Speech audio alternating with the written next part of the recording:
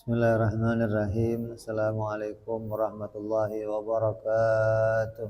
Waalaikumsalam warahmatullahi wabarakatuh. Al-Fatihah ila ruhi sayyidina habibina syafi'ina Rasulillah sayyidina Muhammad ibn Abdullah sallallahu alaihi wa ala alihi wa sahbihi wa azwajihi wa dhurriyyatihi. Anna Allah yu'ali darajati bil jannah wa yafa'una bi asrarihim wa anwarihim wa ulumihim wa nafahatihim wa barakatihim fid dini wa dunya wal akhirah. ويجعلنا من حزبهم ويرزقنا محبتهم ويتوفنا على ملتهم ويحشرنا في زمرتهم بالعافية وسلامة. ثم الفضل إلى صاحب الكتاب السيد أبو عبد الله محمد بن يوسف الثاني، ثم إلى إمام الدسوقي، ثم إلى حضرة الوالد الحبيب عبد الله بن ناصر العطاس، نفعنا الله بهم وبعلومهم. لهم الفاتحة. أعوذ بالله من الشيطان الرجيم. بسم الله الرحمن الرحيم. الحمد لله رب العالمين الرحمن الرحيم مالك يوم الدين. إياك نعبد وإياك نستعين اهدنا الصراط المستقيم صراط الذين أنعمت عليهم غير المغضوب عليهم ولا الضالين. بسم الله الرحمن الرحيم. نويت تعلم وتعليم وتذكر وتذكير والنفع والانتفاع والإفادة والاستفادة والحث على التمسك بكتاب الله وسنة رسول الله صلى الله عليه وسلم، ودعاء إلى الهدى والدلالة على الخير ابتغاء مرضاته وقربه وثوابه وحسن الخاتمة مع اللطف والعافية وصلاح العاقبة. Bismillahirrahmanirrahim. Alhamdulillahirabbil alamin. Salatu wassalamu ala asyrafil anbiya'i wal mursalin Sayyidina wa habibina wa syafi'ina wa maulana Muhammadin wa ala alihi wa sahbihi ajma'in. Amma ba'du.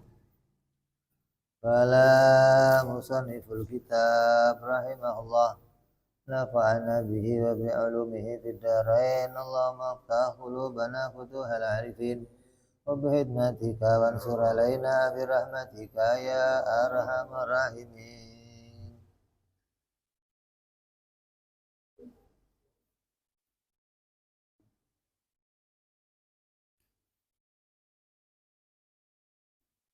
Mana berapa?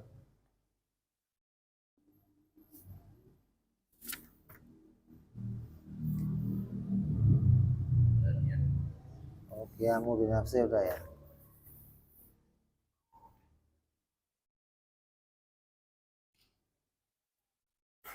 Wal wahdaniyatu ay la thaniya lahu fi dzatihi wa la thaniya lahu fi sifatihi wa la thaniya lahu fi af'alihi.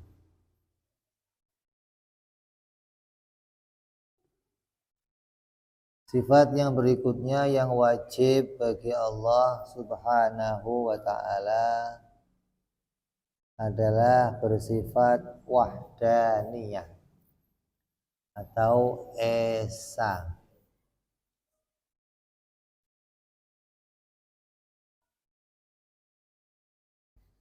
Esa, yang dimaksud dengan esa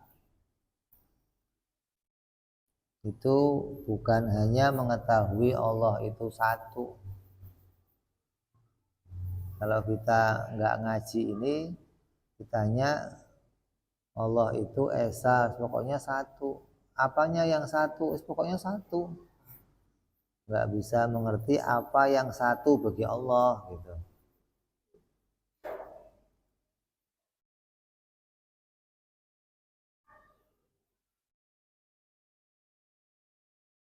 Maka yang harus diketahui, yang harus diimani oleh tiap-tiap orang Islam, bahwa Allah itu esa pada zatnya, esa pada sifatnya, dan esa pada perbuatannya.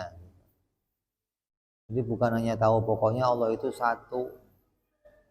Nah, yang satu apanya? Ya Allahnya. Lah ya Allah itu apanya? Jadi zatnya esa, sifatnya esa, zatnya esa. Lah esa itu apa? Esa itu masih banyak tafsirannya, satu itu masih banyak tafsirannya. Makanya ditafsirkan oleh musonef yang dimaksud satu itu la saniya lahu, tidak berbilang gitu, bukan bilangan. Allah itu satu, maknanya satu itu bukan terbilang. Makanya kalau dulu Abawa kalau nafsiri Allah itu bukan satu. Kok bukan satu? Satu bilangan soalnya. Allah itu bukan bilangan, berarti ya bukan. Nah terus berapa? Ya enggak berapa. Karena nanya Allah itu berapa juga bagian dari haram. Kan yang diharamkan kam, aina, kaifa, mata, itu kan. Jadi nanya, terus kalau bukan satu berapa? Ya enggak berapa. Allah kok ditanya berapa? Emang ada lainnya gitu loh. Jadi, nah, yang wajib kita imani satu. Maknanya apa tafsirannya? Enggak ada lainnya, gitu aja, gitu loh. Zatnya yang enggak ada lainnya, sifatnya itu enggak ada lainnya, perbuatannya juga enggak ada lainnya. Artinya enggak terbilang. Kalau mau dijadikan kesimpulan apa? Satu-satunya gitu loh. Zatnya itu ya satu-satunya gitu. Sifatnya ya satu-satunya, perbuatannya ya satu. Kenapa? Karena enggak ada lagi lainnya.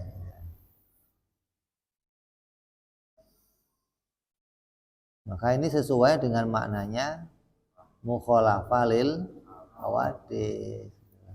Kalau masih ada lainnya, ya ada samanya berarti. Jadi wajibnya mukhalafah itu nanti mau menyimpulkan makna bahwa Allah itu ya satu-satunya, zatnya enggak ada lainnya, sifatnya yang enggak ada lainnya, perbuatannya juga enggak ada lainnya. Tapi yang mau dimaksud di sini adalah Allah itu bukan bilangan pada zat, sifat, dan perbuatan. Yakni annal wahdaniyata fi haqqi ta'ala tashtamilu ala salasati aujuh. Wahdaniyah bagi Allah itu meliputi atau mencakup 3 keadaan. Ahaduha nafyu kasrah fi dzatihi ta'ala. Yang pertama yang wajib kita ketahui dari keesaan Allah adalah Allah itu esa yang maknanya bukan bilangan pada zatnya. Wa yusamma kamal muttasil. Disebut namanya istilahnya nafyu kam muttasil. Tidak ada pada Allah itu bilangan yang tersusun. Enggak ada bilangan yang terkumpul. Pada Allah itu enggak, pada zatnya itu enggak kumpul beberapa zat gitu. Jadi Allah bukan sesuatu yang zatnya terkumpul dalam beberapa zat. Disebut namanya nafyu kam muttasil.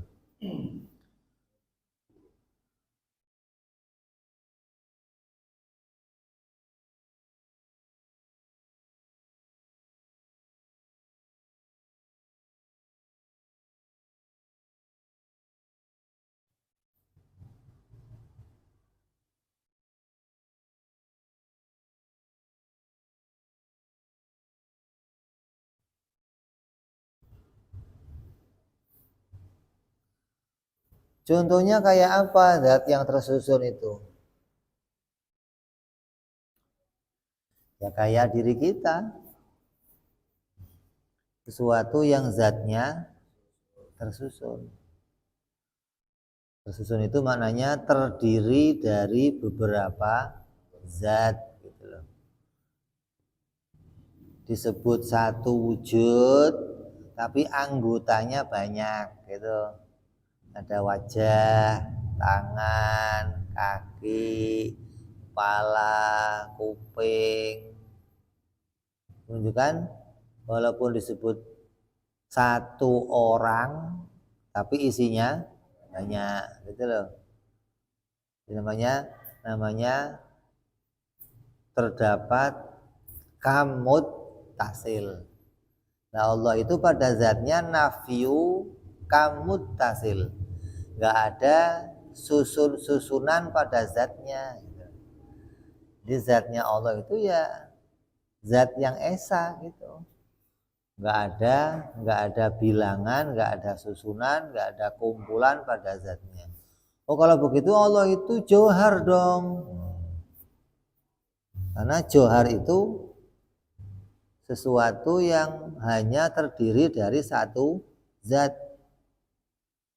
Sesuatu yang nggak bisa terbagi. Karena johar itu bukan bagian, sudah nggak bisa terbagi. Lah Allah itu zatnya juga bukan bagian-bagian. Karena zatnya Allah bukan susunan, jadi nggak terdiri dari bagian-bagian. Berarti sama kayak johar dong. Ya kalau johar itu masih dalam zatnya masih berbentuk jirim gitu. Walaupun sama di dalam tidak terbaginya, tapi beda dalam keadaannya. Maka Allah nggak bisa disebut johar karena Allah bukan jirim. Jirim yang nggak terbagi namanya johar. Jirim yang terbagi namanya jisim. Lah Allah ini bukan jirim. Jadi walaupun nggak terbagi nggak bisa disebut johar gitu loh. Hah? Ada istilah johar tauhid. Jauhar tauhid ya permata, ilmu tauhid itu jauhar yang maknanya permata. Kalau jauhar yang enggak terbagi mana jauhar fard.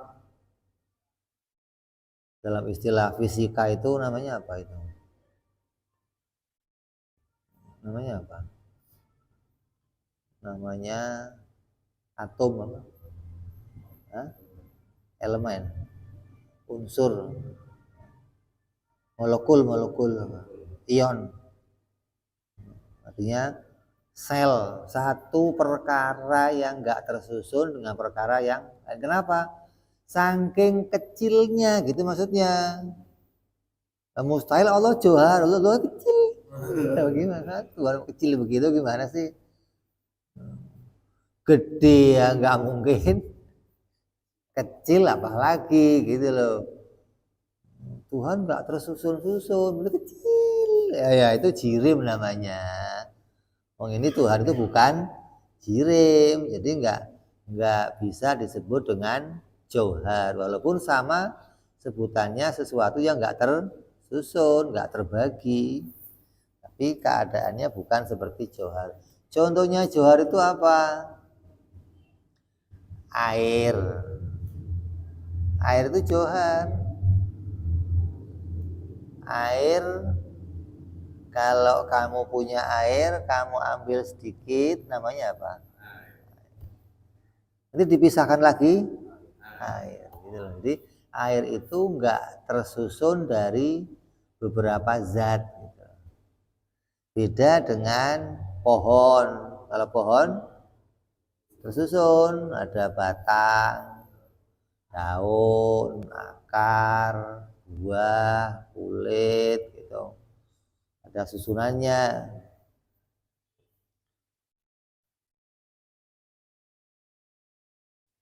Jadi namanya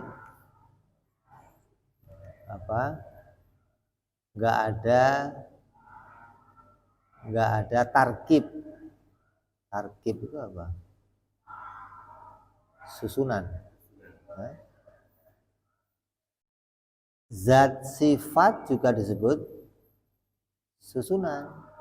Kalau zat sifatnya jirim, kalau zat sifatnya Allah ya bukan tarkib. Kenapa? Karena zat sifatnya Allah bukan perkara lain. Kalau zat sifat kita perkara lain, gitu. Maka masih disebut sebagai tarkib. Iya, ada tarkib kan gitu. Jadi pertama menafikan adanya muttasil pada zatnya.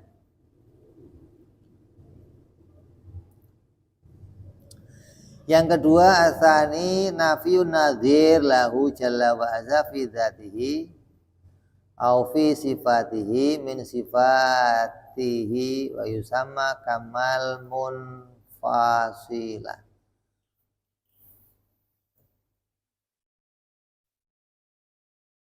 Yang kedua enggak tersusun, enggak ada susun-susunan, enggak ada nazir. Yang kedua enggak ada yang menyamai, enggak ada yang sama atau enggak ada bandingan pada zatnya. Enggak ada zat lain yang seperti zatnya Allah. Dan enggak ada sifat lain yang seperti sifat Allah. Kalau kita kan ada yang seperti zat kita banyak, yang seperti sifat kita banyak, gitu loh. Kayak apa? Ya namanya orang terdiri dari kulit, daging, tulang, ya banyak samanya. Pohon, ada pohon mangga, ada pohon durian, ya ada samanya. Atau ada mangga satu, ada mangga yang lain. Ada mangga aromanis, ada mangga berarti mangga itu ada samanya zatnya, gitu loh. Lah matahari satu, ya ada samanya. Bulan, tapi kan nggak bersinar, tapi sama-sama planet namanya, ya kan? Sama-sama apa?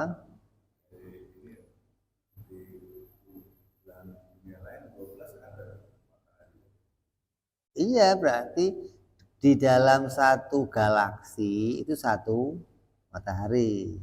Nah dunia ini apa, alam ini berapa? Ada banyak galaksi, gitu loh. Lalu baru ditemukan galaksi apa namanya? Bima Sakti. Itu satu galaksi tuh.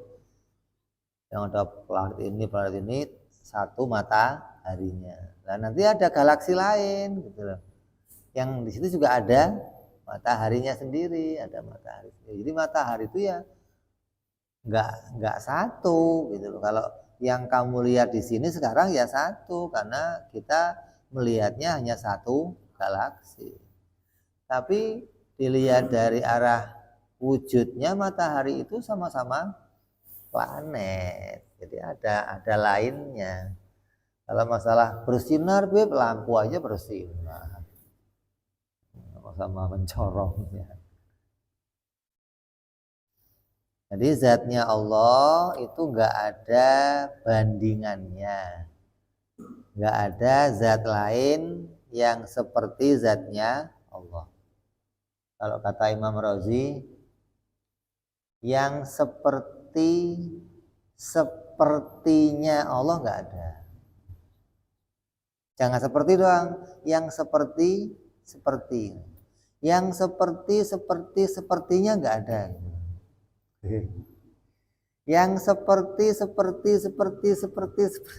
sampai la nihayah itu nggak ada gitu loh. Berarti sama sekali nggak akan mungkin dijumpai gitu loh. Zat lain yang keadaannya kayak zatnya.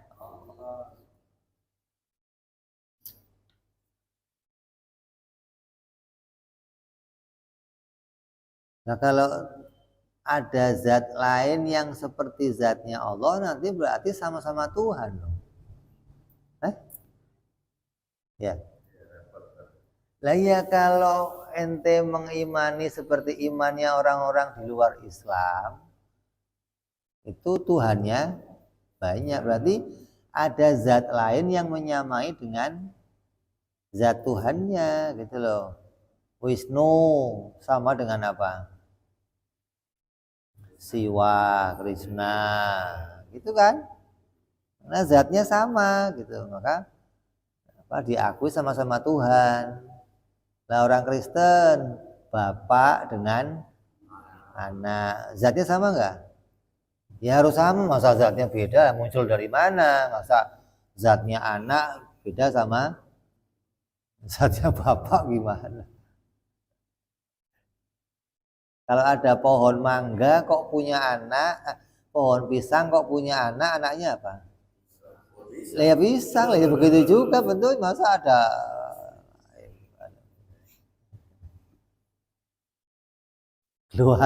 keluar tunasnya. Tuhan kok ada tunasnya segala. Begitu pula sifatnya Allah, gak ada yang menyamai. Artinya gak ada yang punya ilmu seperti ilmunya Allah. Nah itu Nabi tahu. Nabi bukan tahu segalanya. Kalau Nabi tahu segalanya, berarti Nabi itu ilmunya nggak terbatas.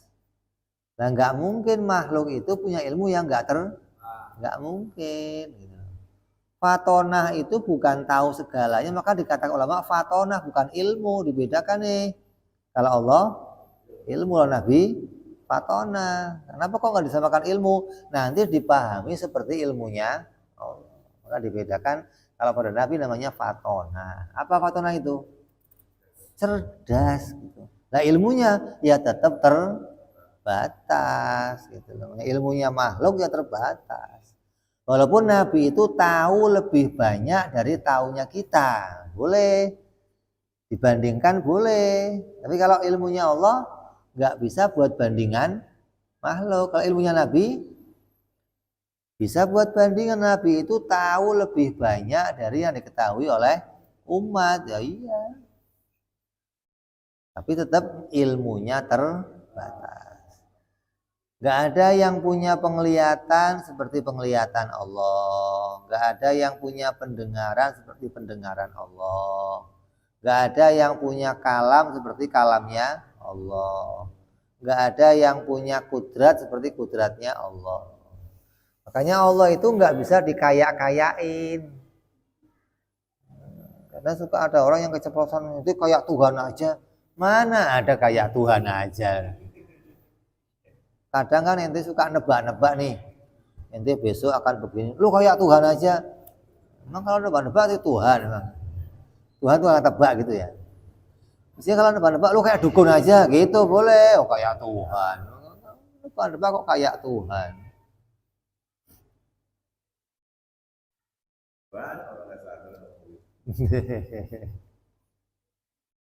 Emang nggak sadar. Kalau sadar nggak begitu deh. Nah ini dianggap dalam omongan orang nggak sadar itu begitu. Artinya omongannya orang nggak waras gitu loh. Kalau waras nggak akan ngomong begitu gitu loh. Jadi yang kedua, wajah yang kedua, makna kedua yang harus kita imani adalah tidak ada nazir, tidak ada bandingan, nggak ada yang serupa dengan zat dan sifatnya Allah Subhanahu wa ta'ala. Disebut namanya apa? Nafyu kamun fasil. Nggak ada yang membandinginya. Allah itu nafyu kamun fasil. Wasalis yang ketiga, al-infiraduhu ta'ala bil ijad. Keesaan Allah di dalam mewujudkan. Al-ijad itu menciptakan. Kesendirian Allah, keesaan Allah di dalam pencipta. Sebagai pencipta, Allah itu nggak ada lainnya gitu loh. Nggak ada lainnya lagi yang menciptakan, nggak ada. Wa tadbir,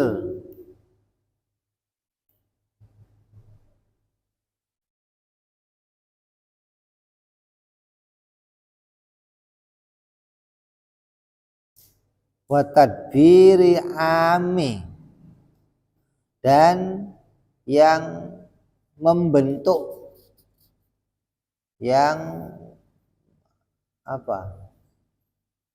Yang musawwir, yang apa? Menggambar, yang apa? Yang mengatur keadaan makhluk secara umum. Bila wasitotin, tanpa butuh pada perantara. Wala mu'alijah, dan juga nggak pakai pergerakan, nggak pakai apa proses. Allah nggak butuh proses kalau bikin. Kalau kita bikin ya pasti butuh proses. Kalau kita ngerjain sesuatu ya dibantu dengan alat. Terus untuk menghasilkan ada proses. Kenapa kok kita ada proses? Karena kita itu butuh proses untuk nunggu ditolong oleh Allah gitu loh. Kalau ente kalau ente bisa bikin langsung jadi, nggak usah pakai proses, nggak usah nunggu maksudnya. Kenapa kok nunggu? Ini diproses dulu. Kenapa nunggu? Ya nunggu. Makanya menunjukkan sesuatu yang kerjanya dengan proses itu nggak bisa bikin aslinya. Karena dia nunggu ditolong untuk dihasilkan sesuatu. Bila wasitoh, bila mu'alijah, dan tidak pula dengan pergerakan, nggak dengan proses. Wala mu'sirin wala mu'sirasi wahu ta'ala fi asarima umuman. Maka tidak ada yang memberikan asar apapun selain Allah pada efek apa saja secara menyeluruh. Gak ada yang memberi pengaruh pada apa saja secara menyeluruh. Ente makan, terus kenyang. Yang bikin kenyang siapa? Kenapa Allah? Kenapa Allah yang bikin kenyang?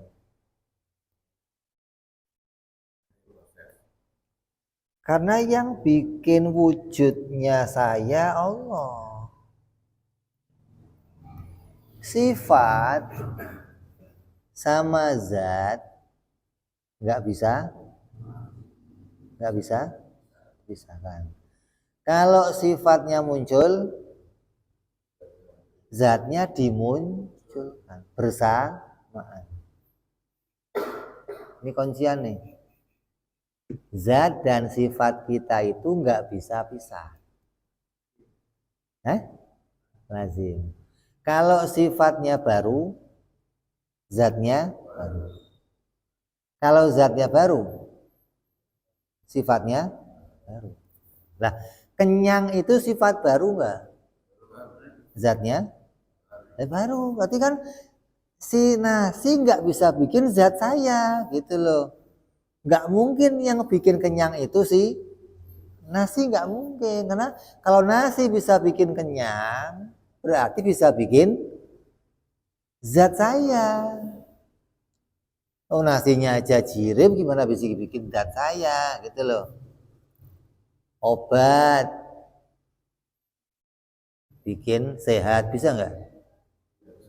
Kenapa? Karena nggak bisa bikin zat saya, gitu loh. Ketika saya kok sakit jadi sehat, zatnya juga baru, gitu loh. Jadi nggak mungkin ada sesuatu yang bikin pengaruh, nggak ada. Karena untuk mempengaruhi itu harus bisa bikin dua-duanya nih, bikin sifatnya dan zatnya, gitu loh. Lah ya dong, kalau sifatnya dari sakit jadi sehat, ya dibikin zat yang baru yang sehat dong. Masa ini yang ganti cuman sifatnya doang, itu zatnya lama. Oh, ini yang jadi permasalahan ini. Kenapa orang menimbulkan athar, ada yang lain bikin pengaruh, karena dianggap yang muncul sifatnya doang, nggak ikut zatnya baru. Tapi kalau kamu bisa mengimani zatnya juga baru, maka yang lain nggak mungkin bisa pengaruh. Ada orang nyantet kamu, bisa? Kenapa? Lah nggak bisa bikin zatnya, begitu mestinya dong. Maka ini akan hilanglah keyakinan kamu meyakini ada pengaruh dari selain Allah. Setan yang nggak bisa mengaruhi kamu, bisa setan mengaruhi kamu? Nah, nggak bisa. Kalau setan bisa mengaruhi kamu, bisa bikin ya, kamu begitu cara mengimaninya nih.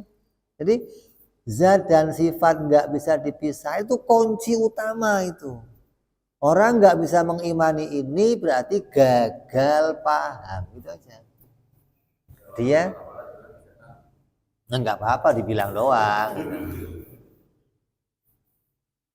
Jadi matanya yang memutuskan. Ini diam apa gerak? Sekarang ini gelas yang tadi bukan? Kenapa?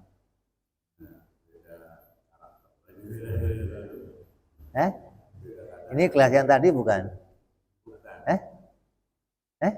Yang tadi katanya. Karena sifatnya udah berubah nih. Tadi apa? Diam. Sekarang gerak. Kalau sifatnya ganti, zatnya ganti, gitu. Kalau kamu nggak paham ini, kamu gagal paham total, kamu nggak kenal Allah, gitu aja. Ini inti utama di sini nih.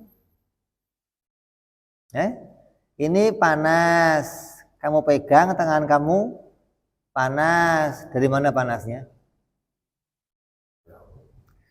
Kenapa? Karena yang bisanya Allah, gitu. Nggak mungkin panas dari sini pindah ke tangan, nggak mungkin. Gitu loh. Kenapa? Karena panas itu nggak bisa bikin zat saya. Bagaimana bisa ngomong panasnya dari pindah kemari? Kalau panasnya pindah kemari, si panas harus bisa bikin tangan saya, gitu dong. Ya kan? Ini kunci utama. Kamu nggak paham ini, gagal paham tentang Allah.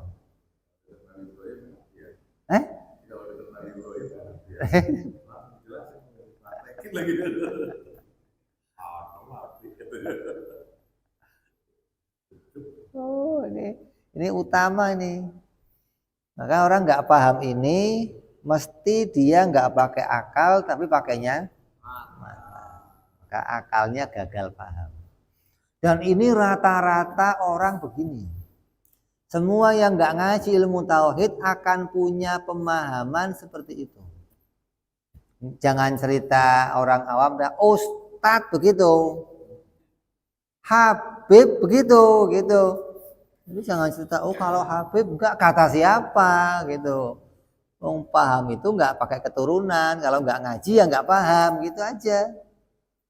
Jadi orang enggak paham zat sifat itu lazim, zat sifat itu enggak bisa dipisahkan. Kalau satu hilang, hilang dua-duanya. Satu muncul baru, muncul dua-duanya. Ya gagal paham. Gitu loh. Nah dari sini nyambungnya nanti nih. Bahwa tidak ada asar, enggak ada yang memberikan pengaruh siapapun secara umum. Kenapa? Karena nggak bisa bikin zatnya, gitu loh. Ketika dia bergandengan dengan sesuatu kemudian berubah sifatnya, tetap itu nggak bisa bikin zatnya. Nggak bisa bikin sifat doang gitu. Allah mau bikin sehat doang bisa nggak? Nggak bisa. Masa nggak bisa Tuhan? Orang ngomong Tuhan nggak bisa takut. Kalau nggak bisa berarti lemah. Nggak begitu. Nggak begitu. Karena sesuatu yang dia nggak bisa itu pada perkara yang mustahil, sehingga nggak mempengaruhi kudrat iradatnya gitu loh. Kalau mustahil memang nggak akan mungkin bisa diciptakan, nggak mengaruhi kudratnya gitu loh. Bukan berarti kalau Allah nggak bisa berarti lemah. Allah bikin zat doang bisa nggak? Ya nggak bisa. Zatnya itu nggak mau muncul gitu loh. Allah bikin sifat doang, sifatnya nggak mau muncul. Gimana mau dimunculkan? Dia harusnya bergandengan antara zat dan sifat. Sifat dicopot dari zatnya ya nggak bisa. Harus hilang dua-duanya gitu loh. Kalau muncul ya dua-duanya, kalau hilang dua-duanya gitu loh. Jadi kalau zat kamu sifat kamu berganti, berarti zat kamu berganti. Udah begitu, itu poin utama udah itu. Kamu paham ini, berarti kamu paham setiap waktu saya baru. Setiap waktu saya diciptakan. Kalau ditanya, langit adanya mulai kapan? Ya mulai tadi. Langit mah pernah nggak ada dulu, Beb. Dulu kapan? Langit yang dulu yang mana? Langit tadi doang nih. Langit yang siang beda sama langit yang malam. Makanya Allah katakan apa? Inna fi khalqi samawati wa ikhtilafil laili. Kok nahar lail di bawah kenapa? Karena itu sifat. Kalau sifatnya ganti, ya langitnya ganti. Gitu mestinya. Bukan, ini langit mah dari dulu kapan? Dulu lama amat, langit nggak ganti-ganti. Sifatnya tiap waktu ganti, kok langitnya nggak ganti gimana? Itu loh. Maka banyak orang yang gagal paham kalau nggak ngaji ilmu ini. Ini poinnya di sini nih. Gimana sih kok bisa nggak ada asar? Kan orang-orang Qadariyah mengatakan Allah menitipkan mau titip kekuatan, kekiwitan yang nggak bisa. Emang kalau ini dibikin kuat, ini bisa bikin zat gitu? Ya nggak bisa. Api dikasih panas nih, api panas nggak? Panasnya api nggak bisa manasin yang lain gitu loh. Karena nggak bisa bikin zatnya gitu. Bukan terus api mah nggak panas, Beb. Emang kastok doang. Kata bawa mahal gitu. Kastok doang. Kastok itu gasnya apa? Kastok tuh gasnya apa? Gantung buat cantolan doang. Kalau Allah nyantolin dia terima, dicopot dia terima. Emang kastok, kita ini kastok itu loh. Dicantolin doang sama Allah, dicantolin sifat ini. Makanya orang yang paham ini akan tahu bahwa dirinya itu diganti tiap waktu. Kok saya nggak berasa diganti, Beb? Wong ente di dalamnya ya nggak berasa. Kalau ente pengen tahu diganti, ente keluar dulu, baru tahu nanti. Entenya di dalam, jadi nggak ngerasain kalau ente diganti. Aduh, ribet lagi. Rambut ditarik malah copot. Tapi nggak ditarik malah panjang. Kok bisa panjang? Diganti, bukan dipanjangin gitu loh. Diganti sama yang baru yang panjang. Coba dikit aja.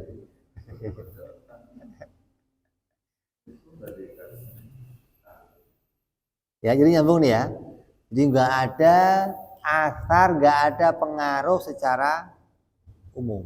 Siapapun, malaikat kayak siapa, kayak jin, setan, air, pisau, api, nasi, nggak ada yang mengaruhi apapun, nggak ada. Santet, dukun, jin, makanya dikatakan apa? Bismillahirrahmanirrahim. La yadurru ma'asmihi syai'un fil ardi wala fis sama'i wa wassamal alim. Gitu loh. Enggak ada yang bisa memberikan madharah, enggak ada. Yang bisa bikin pengaruh, enggak ada. Kalau Allah enggak memunculkan sifat yang baru dan zat yang baru, yang enggak ada yang bisa mengaruhi apapun, enggak ada. Nyambung ya? Jadi wahdaniyah terkait pada 3 perkara. Apa? Zatnya, sifatnya, dan perbuatannya, gitu loh. Esa pada zat, esa pada sifat, esa pada perbuatan. Zatnya enggak ada susunan, sifatnya, zatnya enggak ada kumpulan, enggak ada pisahan. Jadi kalau mau ditafsirkan nanti ada 6 nih.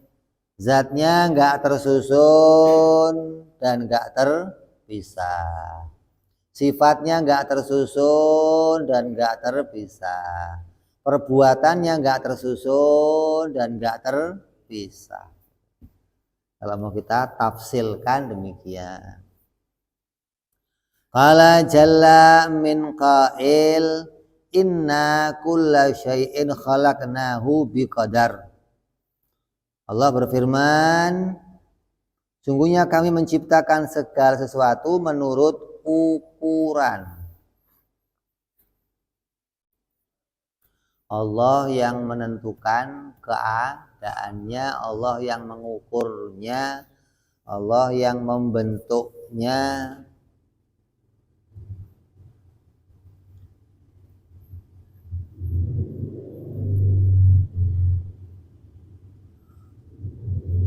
Mengatakan biqadar itu ya biqudrah wa iradatihi, enggak ada yang lainnya, enggak ada. Jadi apapun yang muncul ya biqudrat wa iradatihi ta'ala. Allah berfirman dalam ayat yang lain,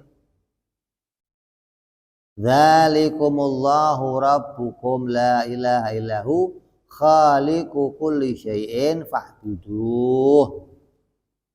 Allah berfirman dalam ayat yang lain,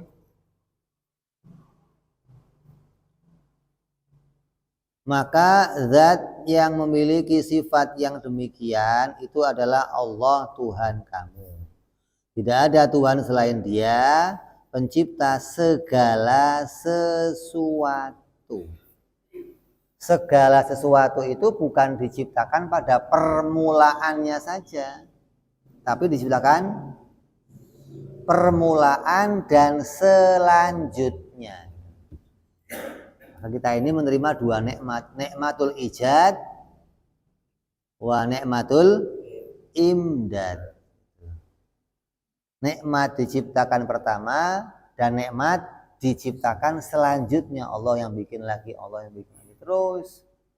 Bukan Allah itu bikin pertama kali doang, setelah itu lepas. Kan kamu udah dikasih tenaga, kasih mata, kasih ya udah jalan sendiri. Kayak dikasih baterai lah. terus jalan nggak bisa, enggak. Wa qala jalla wa azza lahu mulkus samawati wal ard.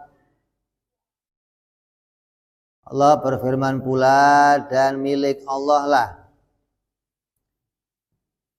semua yang ada dalam kerajaannya, baik itu di langit maupun di bumi.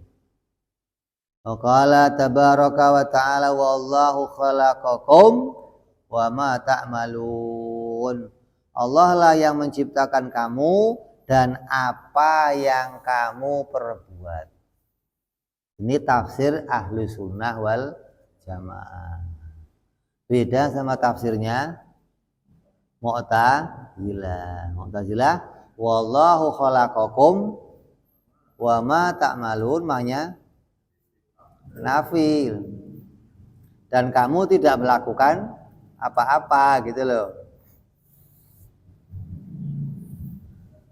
Berarti apa? Allah menciptakan kita dan kita nggak bantu Allah dalam penciptaan itu. Tapi setelah tercipta kita bisa melakukan sesuatu. Ini pahamnya orang-orang Mu'tazilah yang mengatakan bahwa manusia itu bisa punya aktivitas dari diri mereka sendiri. Ada. Kamu dikasih tenaga nih. Tapi tenaga kamu itu nggak bisa mempengaruhi apa-apa untuk kamu, nggak bisa. Dulu ada seorang wanita cantik. Memang wanita cantik itu bisa buat modal, bisa buat ngalahin orang, itu wanita cantik. Ada seorang alim pahamnya Qadariyah yang mengatakan bahwa dengan tenaga saya bisa melakukan sesuatu. Saya mau gerak nih, terserah saya. Saya mau diam, terserah saya. Jadi Allah sudah memberikan saya kekuatan, dan setelah saya dikasih kekuatan, saya bebas melakukan, dan saya bisa melakukan apapun yang saya inginkan. Maka gimana nih cara beresin akidahnya? Wong dia orang alim, akhirnya ada satu kiai udah dikawinin sama seorang wanita cantik. Kalau kiai kan lihat yang cantik kelepek-kelepek kadang, apalagi ditawarin, Pak Kiai ini anak saya. Oh iya, Masya Allah, bil barakah Pak Kiai. Setelah kawin sampai malam pertama, begitu hubungan, tanya, ente punya kekuatan nggak untuk hubungan sama saya? Oh iya, ente mau berapa kali aja saya kuat. Oh iya. Begitu hubungan sekali, orang udah sekali kan, kata harimnya apa? Ayo sekarang bangunin lagi. Ya ntar dulu, katanya bisa. Ya ntar dulu, enggak sekarang. Enggak bisa, loh katanya kamu punya tenaga kuat, bangunin. Enggak bisa, loh kok enggak bisa? Kalau kamu enggak bisa bangunin sekarang, berarti tenaga kamu enggak berguna. Enggak menimbulkan bekas apapun. Tapi kalau kamu bisa bangunin, tidurin, nah saya percaya tuh, tenaga kamu bisa mengaruhin sesuatu. Sampai dipaksa sekali lagi, nggak bisa, tunggu sebentar, dia nggak mau tunggu saya. Kalau nunggu berarti kamu nunggu pertolongan Allah. Kalau kamu memang bisa, bangunin sekarang. Nggak bisa. Kalau nggak bisa, kamu besok harus mengumumkan ke umat bahwa tenaga saya nggak mempengaruhi apapun. Tunduk sama wanita cantik tuh, lihat. Kalah dia. Besok diumumkan. bahwa saya mengakui kalau pekerjaan manusia bukan dari dirinya sendiri, tapi ditolong oleh Allah. Gitu loh. Walaupun kamu dikasih kekuatan kamu enggak mempengaruhi apa-apa, enggak. Kalau Allah enggak nolongin. Gitu loh. Ente punya pistol, apa kamu setelah punya pistol bisa matiin orang gitu? Enggak. Kalau Allah enggak bikin orang mati, mau kamu tembak-tembakin juga enggak bakal mati. Ini lihat di Palestina, kalau tentara Israel nyerah, nah, asal ditembak maju dia. Nah, bingung dia. Ini orang apa orang ditembak kok? Jadi dari sini kita mengimani bahwa Allah lah yang menciptakan diri kita dan menciptakan perbuatan kita, gitu loh. Jadi perbuatan kita itu ada dua. Ada perbuatan yang dengan usaha, ada yang tidak dengan usaha. Dua-duanya diciptakan oleh Allah. Yang dengan usaha ya diciptakan Allah, apalagi yang tidak dengan usaha. Yang enggak pakai usaha kayak apa contohnya? Kayak kamu tidur. Ketika kamu tidur, kamu gerak-gerak enggak? Hah? Apa diem? Taunya dari mana? Hah?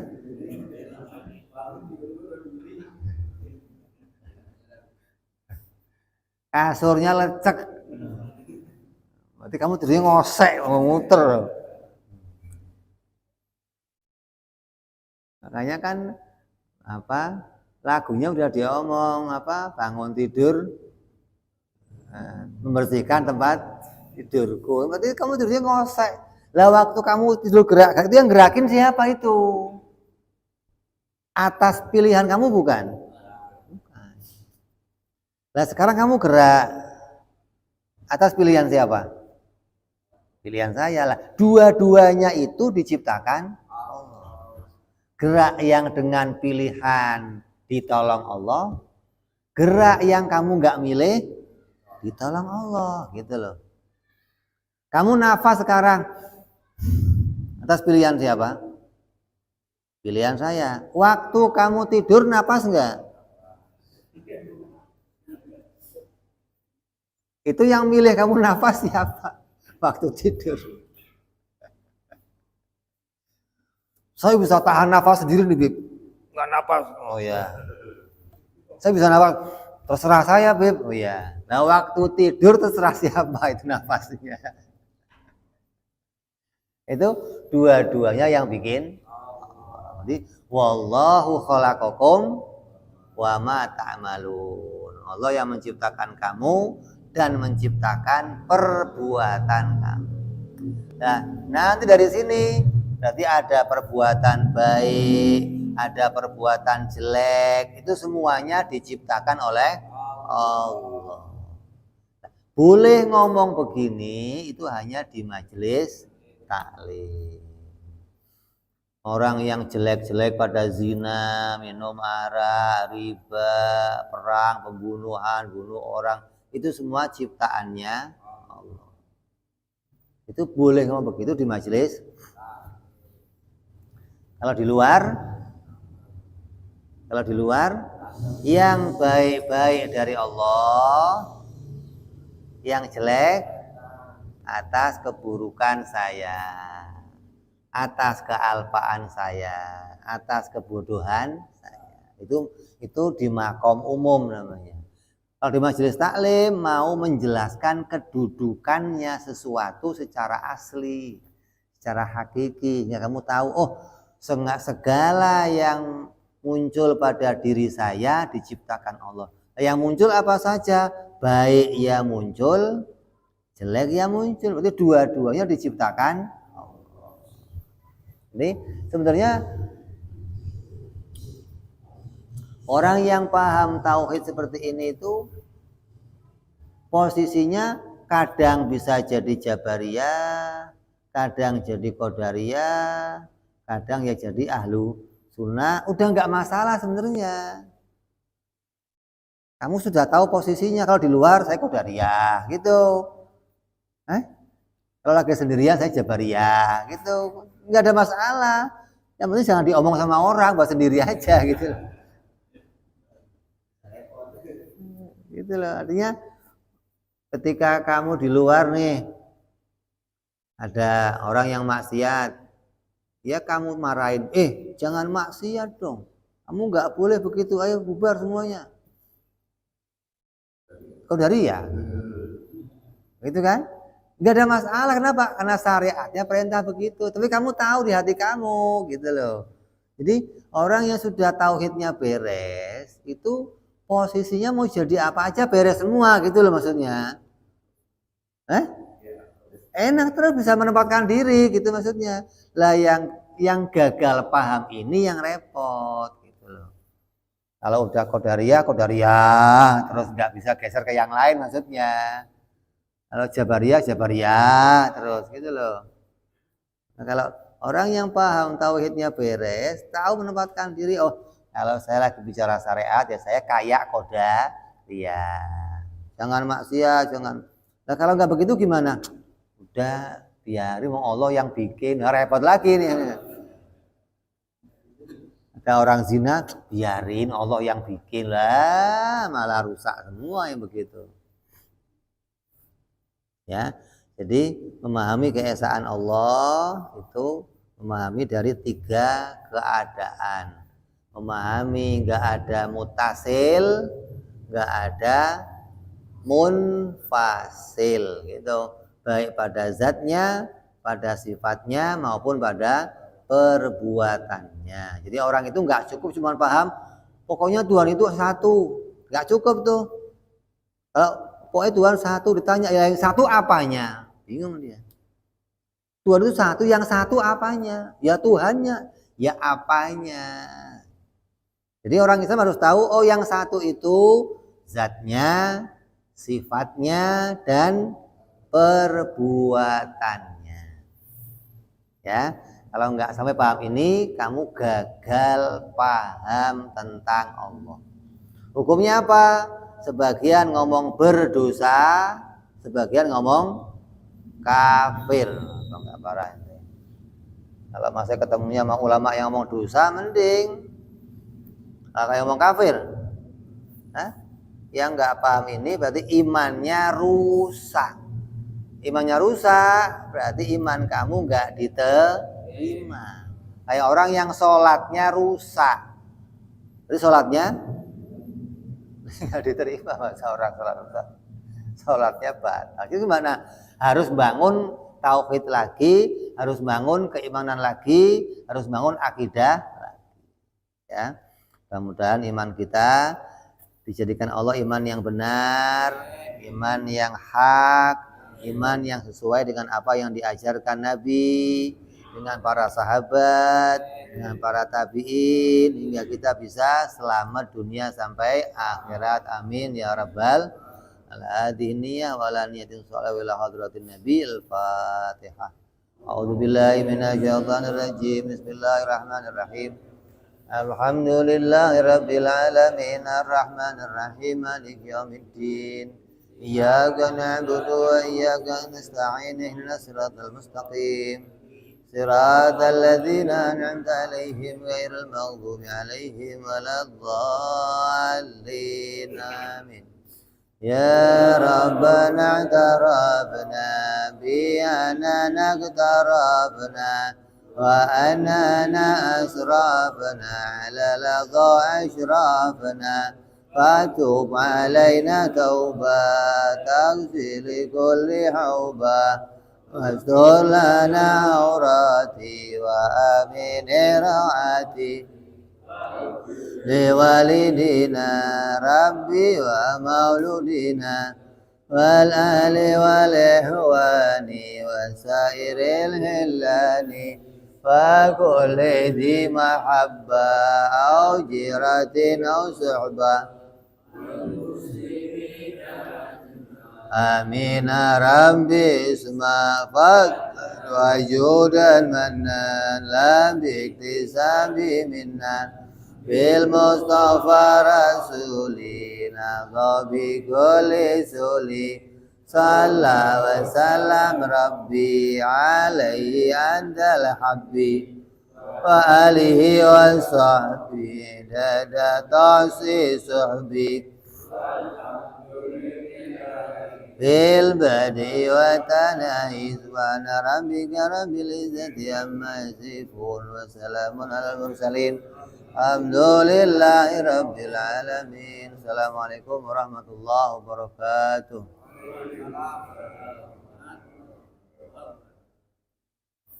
Ada pertanyaan?